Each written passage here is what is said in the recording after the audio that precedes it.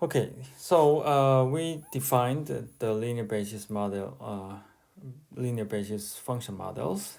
Then we have some parameters there, w. Okay, and then we have to define the loss function to train. Okay, so without the loss function or objective function, we don't know what to do. So the loss function is actually defining the direction of learning. Okay, and the given observed input x and the target t, then we can simply minimize errors defined by this. So this will be our loss function. So we want to minimize this one, which means by updating this parameter w, okay, let's assume that this nonlinear function is given. We can use Gaussian functions or a sigmoidal or polynomials from the previous slide. So this one is fixed and xn is given and tn is given. So w is the parameter that we have to train. Okay, so by updating this w, then we want to minimize these errors. Okay, so look at this part. So tn minus, this one is our regression function. Then the difference between this tn and our estimation should be minimized. Okay, so that's what this loss function says. Okay, so is it just heuristic objective functions? It makes sense, right? But is it just heuristic? No, it is. It can be obtained by the maximum likelihood with the Gaussian noise model. Okay, so based on the probabilistic model, we can drive this equation. We can drive this loss function. Let's assume that observations are from a deterministic function and added Gaussian noise, like this, which means this target label is generated based on these functions and the Gaussian noise.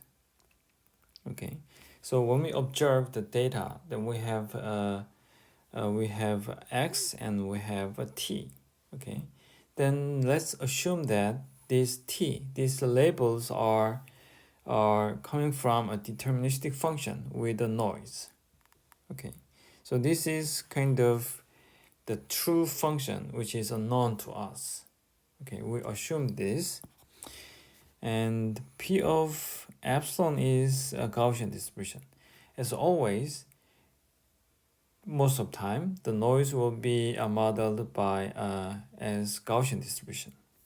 Okay, because it's not interesting signal. And when we have these equations, which is equivalent to saying this, probability of t given x and w and beta is actually 1 over variance. Okay, it's precision. Okay, so given x and w and beta, so x is input which is given. Okay, w is parameter we have to update, but in this case, if it is given, okay, now we're going to talk about how to update w later. So if this is given, and when we add this Gaussian noise in this equation, we assume we actually provide these precisions. Okay, but we can train that too. Okay, so if all these are given, then what is the probability of the label t? Okay, that is a Gaussian, because this function is deterministic and it can define the mean of this t. Okay, and then uncertainty is given by this epsilon noise. Okay, this one uncertainty is coming from this epsilon directly, and the mean is coming from this deterministic function directly, because mean of epsilon is a 0.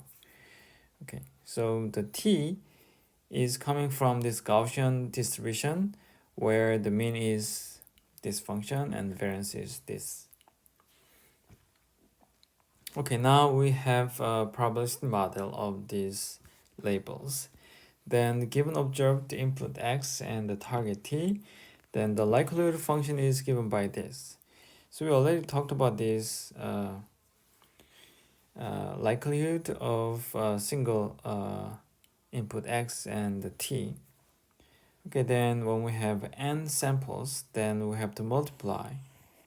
We have a product because we assume that the samples are IID. Okay, so most of the time in pattern recognition, so we assume that. Then we just multiply this Gaussian distribution n times. Okay, so basically the same equation here. So now we have a likelihood function. We usually take the logarithm. Okay, so we take a log, and then this is a summation and the log Gaussian. And we have another assumption here. So y of x omega is a linear. So we're still talking about the linear regressions with the nonlinear function. So this is our linear functions. Instead of y in the previous slide, then we have a linear equation here. So if we drive, the Gaussian distribution, the equation of Gaussian distribution. So if you apply the log function, then we have this constant with respect to w. So they have nothing to do with w. And we have this term. This term is coming from the exponential functions in the Gaussian distribution. And we want to maximize this log likelihood. Okay, then which means we have to minimize this part. Okay, because we have a minus signal here. So we have to this error, which is it's maximizing the log likelihood. That is, maximizing the log likelihood is minimizing residual sum of squares. Okay, so we got this equation. Okay, then to find the maximum likelihood estimate for w, then what should we do? So basically, take the derivative of the likelihood with respect to w. So let's try. Then from the previous slide here, we have w only here. This part is kind of constant. So let's take a derivative. Then we have beta and phi and this difference. Okay. Then we put the equation in the matrix notations. Y is phi w. If we have one sample, okay, then y is phi x transpose w, right? Then this one is a vector and the w is vector 2. So y is simply phi 0 x, phi 1 x, and phi m x times w1, w2, and wm. Okay, this is equation of one sample. Then when we have n samples, then y1 is phi 0x1 and phi 1x1, etc. phi m and x1 and w1 to wm, and y2 is phi 0x2 and phi 1x2 and phi mx2, etc. So we can just simply use a matrix form with this vector. Okay, this is what this equation says. Okay, then this equation can be rewritten with this matrix notation. And using the matrix notation to set the derivative to 0, okay, this should be 0. because this is the derivative of maximum likelihood. And based on this equation, then we can get these solutions. We can just move this term here. Okay, now we got this one. Then we need this one, right? So if this term is invertible, then we are happy. So maximum likelihood for W is given by this. So look at this one. And we multiply inverse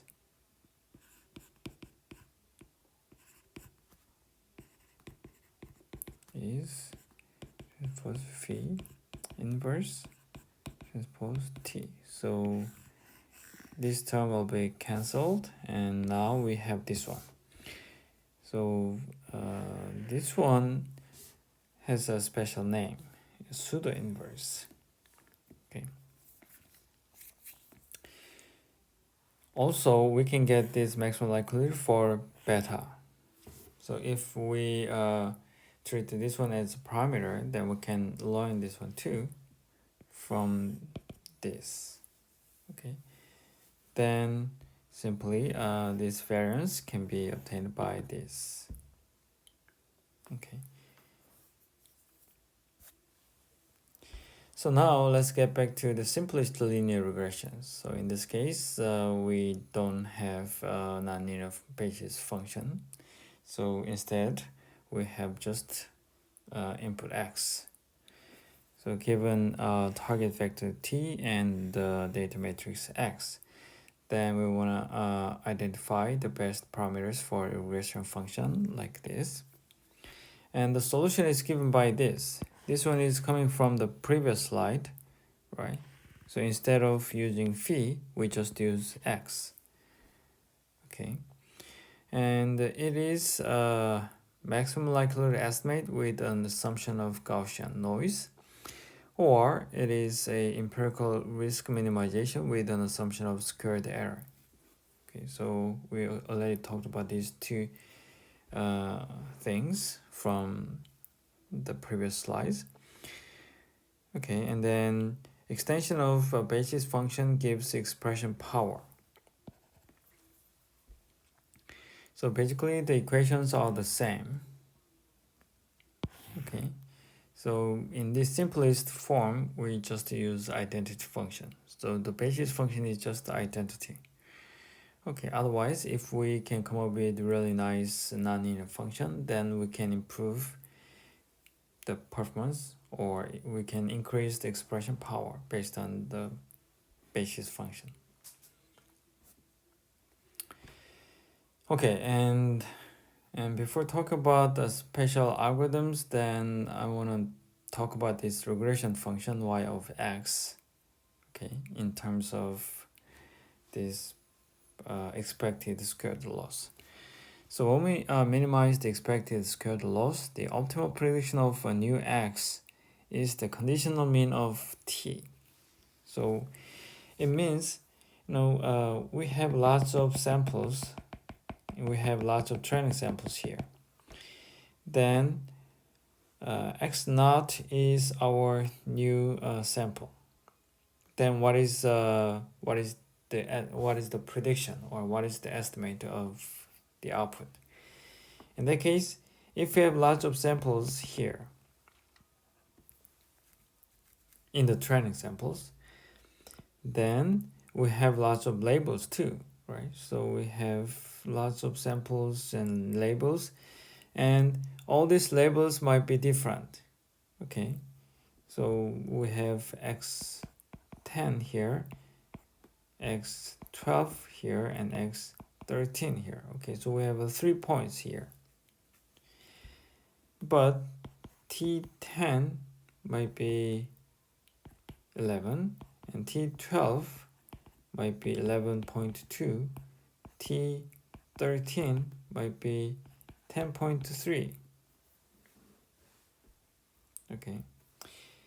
Then when we have a new sample here, then simply just average of these labels would be the output of this estimation. That's what this line says.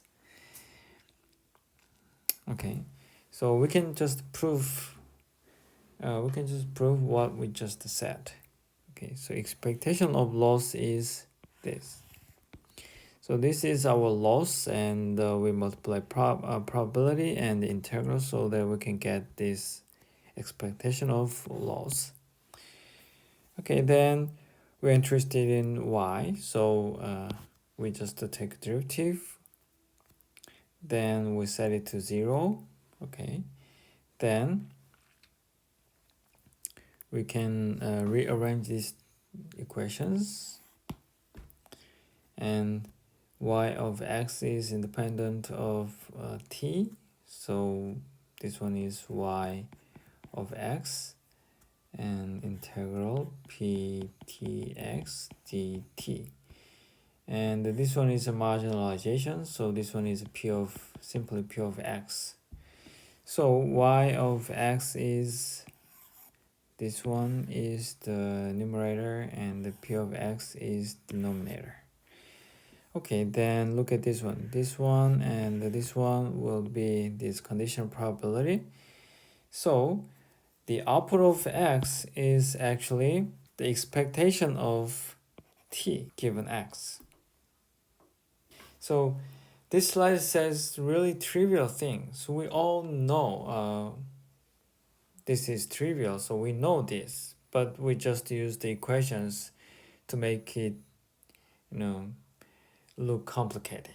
Okay, so you already know this. You usually this kind of common sense in your daily lives, but we just use the equation.